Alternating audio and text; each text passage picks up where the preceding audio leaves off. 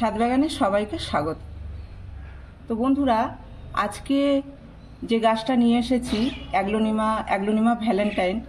তো এই গাছের তো আমরা যখন কিনি এই গাছগুলো নার্সারি থেকে অনেক দাম নেয়। তো এত দামি একটা গাছ অনেক সহজেই কিন্তু আমরা এক থেকে অনেক চারা তৈরি করতে পারি। দেখুন, আমি একটি গাছ কিনেছিলাম। আমার যে প্রথম যে টব রয়েছে এই টবের থেকে এই যে কাটিং সব নিয়েছি। দেখুন, এখান থেকে একটা কাটিং নিয়েছি, একটি গাছ বসিয়েছিলাম, পরে দুটো হয়েছিল। তো এই দুটোর থেকে দুটো কাটিং আমি নিয়ে নিয়েছি। তারপরে দেখুন এইভাবে কিন্তু পাশ থেকে কুশি বের করে করে এরকম নতুন নতুন চারা বের করেছে। এই একটি আবার আরেকটা কুশি দেখা যাচ্ছে, এই দেখুন, এই যে ছোট। তো এইভাবে কিন্তু আমরা এক থেকে অনেক চারা তৈরি করতে পারি কাটিং থেকে। তো কাটিং কিভাবে বাঁচাবো, কিভাবে এই গাছের যত্ন করব, সব কিছুই বলবো এই ভিডিওতে। পুরো ভিডিওটা দেখলে আপনারা বুঝতে পারবেন যে এই এত দামি গাছকেও আমরা সহজে কিভাবে বাঁচিয়ে রাখতে পারি এবং এক থেকে অনেক চারা তৈরি করতে পারি।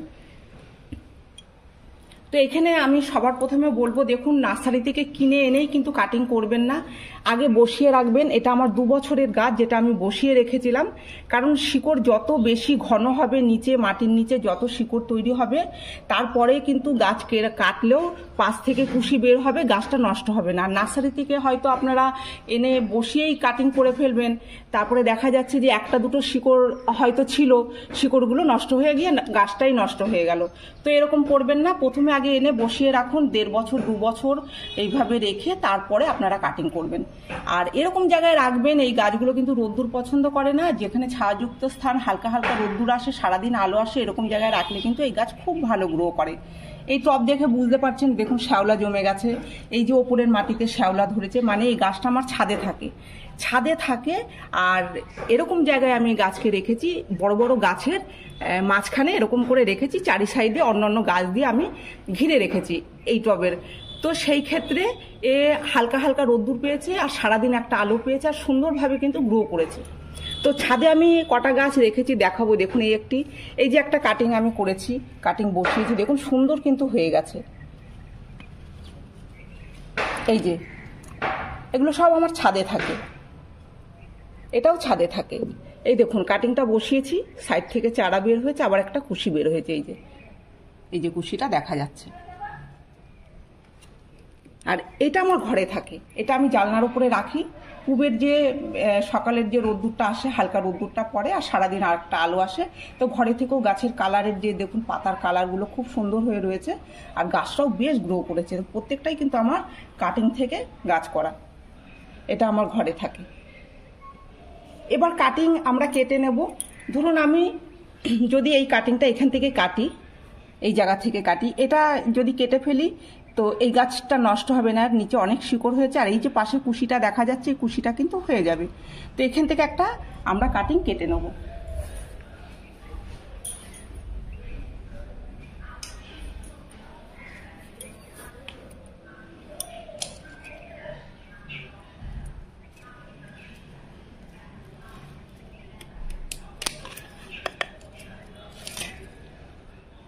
এই যে কাটিংটা কেটেছি, এর পাশ থেকেও কুশি বের হবে, আর এখানে কিন্তু একটা কুশি দেখা যাচ্ছে বলেই আমি কাটিংটা কেটেছি। ঠিক আছে,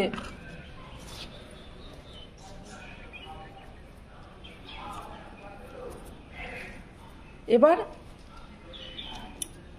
কাটিংকে জলে রেখে দেবো। এখানে দেখুন আমি কাটিং যে জলে রেখেছি, এটা 2 মাস আগে আমি কেটে জলে রেখেছি, আর কত সুন্দর কিন্তু এর শিকড় বের হয়েছে। এবার অনেকেই জিজ্ঞাসা করেন যে দিদি 15 দিন হয়েছে জলে রেখেছি, 20 দিন হয়েছে জলে রেখেছি, শিকড় তো বের হচ্ছে না। অন্তত 1 মাস মতো আপনারা অপেক্ষা করবেন, 1 মাস পর থেকে দেখবেন শিকড় বের হচ্ছে।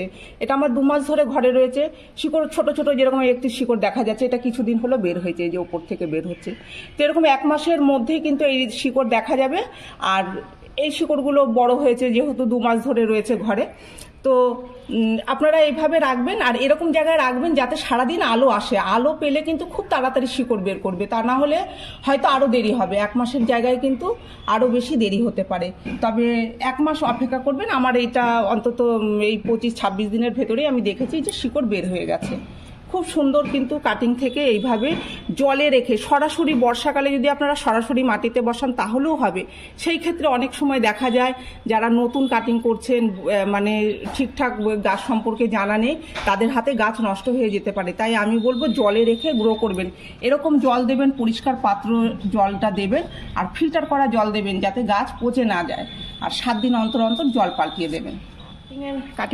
কাটিংটা যে আমি রেখেছি সেই কাটিংটা কিন্তু এইভাবে জলে এইরকম থাকবে, ঠিক আছে?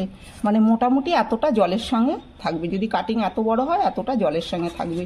আর এই যে কাটিংটা আমি নিয়েছি এই কাটিংটা এরকম জলের সাথে থাকবে, এতটা জলের সাথে থাকবে। কাটিং বুঝে আপনারা দেবেন। এটার মধ্যেও আমি রাখতে পারি, এই দেখুন, ঠিক আছে? মোটামুটি এটা এত দূর চলে গেছে জলে, এতটা কোনো অসুবিধা হবে না।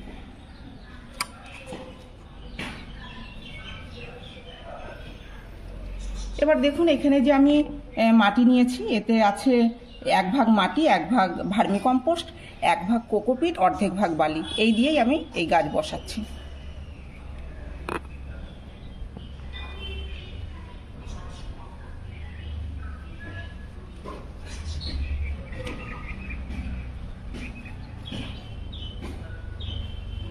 এই গাছে খাবার খুব কম লাগে। এই যে খাবার দিয়ে আমি বসালাম, অন্তত 3-4 মাসের মধ্যে কোনো খাবার দেব না। তারপরে হালকা পাতলা যে কোনো জৈব তরল সার আমি দেব, বছরে 1 থেকে 2 বার, এর বেশি আর নয়।